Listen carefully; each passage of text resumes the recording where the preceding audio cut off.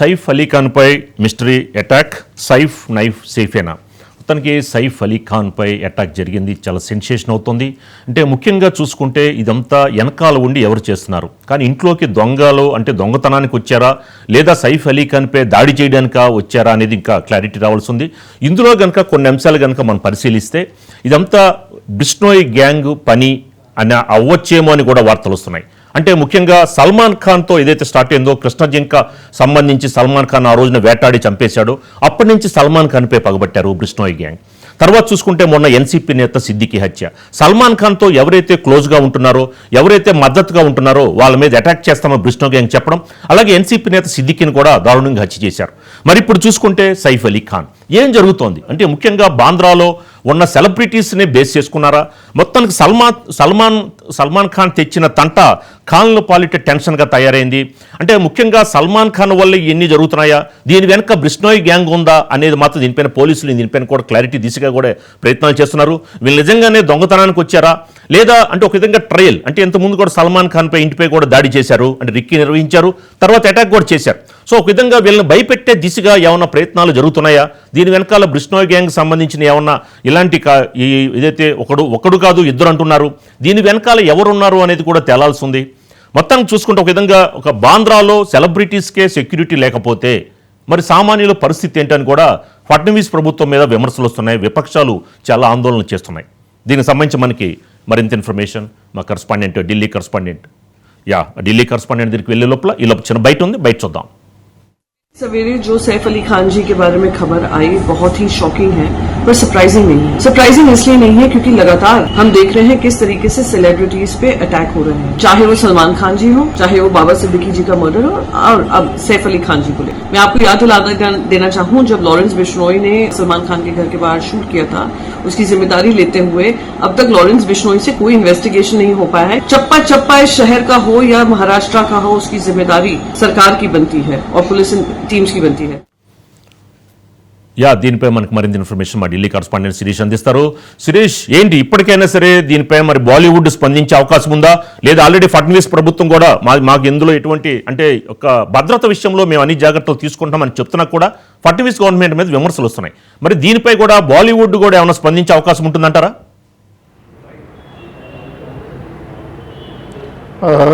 రాజుగారు, ఈరోజు ఉదయం సైఫ్ అలీ ఖాన్ పైన దాడి ఘటన ఏదైతే ఉందో అది బాలీవుడ్నే కాదు దేశం మొత్తాన్ని కూడా నివ్వెరపరిచింది. ఎందుకంటే బాంద్రా అనేది సెలబ్రిటీస్ ఉండే ప్లేసు, హై ప్రొఫైల్ వ్యక్తులు ఉండే ప్లేసు. అటువంటి ప్లేస్లో ఇది మూడో ఘటన. గతంలో అనేక బెదిరింపులన్నిటి కూడా వచ్చాయి. ఆ తర్వాత సల్మాన్ ఖాన్కు భద్రత పెంచారు. ఆ తర్వాత బాబా సిద్దికీకి సంబంధించిన డెత్ అనేది కూడా మనం చూసాం. ఆ తర్వాత ఈ మూడో ఘటన. అయితే ఆ రెండు ఘటనలకు దీనికి లింక్ అనేది ఉందా, మీరు అన్నట్లుగా బిష్నోయ్ గ్యాంగ్తో సంబంధాలు ఉన్నాయా లేదా, అంటే ఈ ఇన్సిడెంట్కు వాళ్ళకి దీనికి సంబంధాలు ఉన్నాయా లేదా అనేది కూడా ఇంకా క్లారిటీ రావాల్సి ఉంది. అయితే ప్రస్తుతానికైతే దీన్ని ఒక దొంగతనం కేసుగానే, రాబరీ కేసుగానే ప్రస్తుతానికైతే పోలీసులు చూస్తున్నారు. ఈ ఇష్యూను చాలా సీరియస్గానే వాళ్ళు ఇన్వెస్టిగేషన్ కూడా చేయడం కూడా జరుగుతుంది. సాధారణంగా చూసినట్లయితే సైఫ్ అలీ ఖాన్ ఉండేది ఒక సొసైటీ, అంటే హౌసింగ్ సొసైటీ. అది ఇండివిజువల్ హౌస్ కాదు. దాదాపుగా 12 ఫ్లోర్ల ఇల్లు. ఆ 12 ఫ్లోర్ల ఇళ్లలో 4 ఫ్లోర్లన్నింటి కూడా సైఫ్ అలీ ఖాన్కి సంబంధించిన కుటుంబం ఈ 4 ఫ్లోర్స్లో నివసిస్తుంది.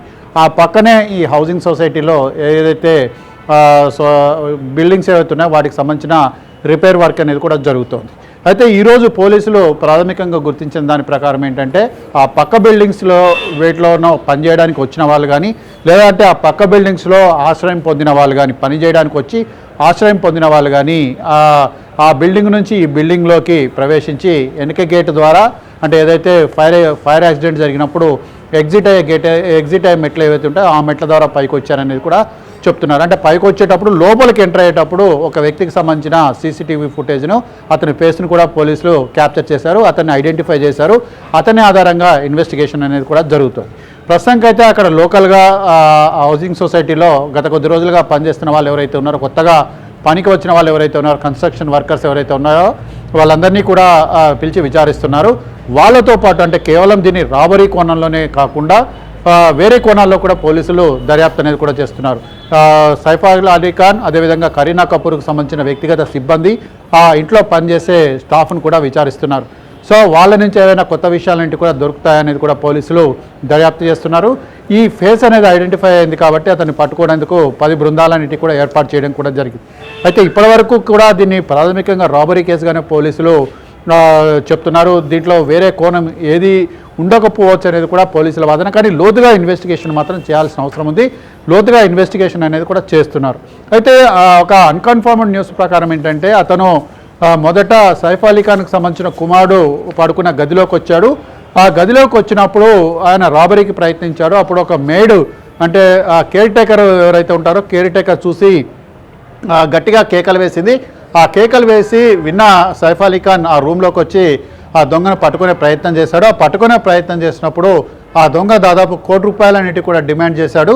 ఆ ₹1,00,00,000 మనీ అనేది కూడా ఇవ్వకపోగా అతన్ని పట్టుకునే ప్రయత్నం చేయడంతో ఆ పెనుగులాటలో సైఫ్ అలీ ఖాన్ నుంచి తప్పించుకునేందుకు ఆయనపై దాడి చేశాడు. ముఖ్యంగా ఎడవ చేతి పైన, మెడపైన, అదేవిధంగా వెన్నెముక భాగంలో కత్తిపోట్ల ఇంటికి కూడా వచ్చాయి. అయితే వైద్యులు చెప్తున్న దాని ప్రకారం ఏంటంటే 2.5 అంగుళాల ఈ ఏదైతే కత్తికి సంబంధించిన ఒక ఇనుప ముక్క అనేది లోపల ఇరుక్కుపోయింది. దాన్ని తీసాము. స్పైనల్ ఇంజురీ అనేది కూడా స్పైనల్ నుంచి ఫ్లూయిడ్ లీక్ అయ్యే దాన్ని కూడా మేము అరికట్టాం. ప్రస్తుతానికైతే ప్లాస్టిక్ సర్జరీతో పాటు ఇతర సర్జరీలన్నీ కూడా మేము పర్ఫెక్ట్గా చేశాం. సైఫ్ అలీ ఖాన్ స్పృహలోకి వచ్చి మాట్లాడితే మరిన్ని విషయాలన్నీ కూడా తెలిసే అవకాశం ఉంది. ఈలోపు అన్ని కోణాల్లో కూడా ఈ కేసును కూడా దర్యాప్తు చేస్తున్నాం. ఎట్టి పరిస్థితుల్లో కూడా నిందితులు ఎవరైతే ఉన్నారో వాళ్ళని పట్టుకొని తీరుతామని చెప్పేసి కూడా పోలీసులు చెప్తున్నారు. మీరు అన్న కోణం, అదేవిధంగా ఇతర కోణాల్లో కూడా దర్యాప్తు అనేది కూడా జరుగుతుంది. సైఫ్ అలీ ఖాన్ అంటే మామూలు వ్యక్తి కాదు. ఎందుకంటే మన్సూర్ అలీ ఖాన్ పటోడీకి సంబంధించిన కుటుంబం నుంచి ఆయన వచ్చాడు. దాదాపు 1,800 కోట్ల రూపాయల ప్రాపర్టీస్ అనేటివి కూడా సైఫ్ అలీ ఖాన్ పేరు ఉన్నాయి. ఢిల్లీకి సమీపంలో హర్యానాలో ఏదైతే గుర్గాంలో 800 కోట్ల రూపాయలకు సంబంధించిన ఒక ప్రాపర్టీ హౌస్ అనేది కూడా, అంటే ఒక ఫామ్ హౌస్ లాంటిది కూడా ఉంది. అది మన్సూర్ అలీ పటోడీ ఖాన్ ఎవరైతే తన భార్యకు గిఫ్ట్గా ఇచ్చారో అది తల్లి ద్వారా ఆయనకు సంక్రమించిందని చెప్పేసి కూడా చెప్తున్నారు. అంటే ఆస్తి కోణంలో కూడా ప్రస్తుతం ఇన్వెస్టిగేషన్ అనేది కూడా అన్ని రకాలుగా కూడా జరుగుతోంది. సో ఓవరాల్గా దీని విషయంలో కొంత పురోగతి అనేది కూడా సాధిస్తామని చెప్తున్నారు. ఎవరైతే సస్పెక్ట్ ఎవరైతే ఉన్నారో అతన్ని పట్టుకుంటే మరిన్ని విషయాలు బయటకు వచ్చే అవకాశం కూడా ఉంది.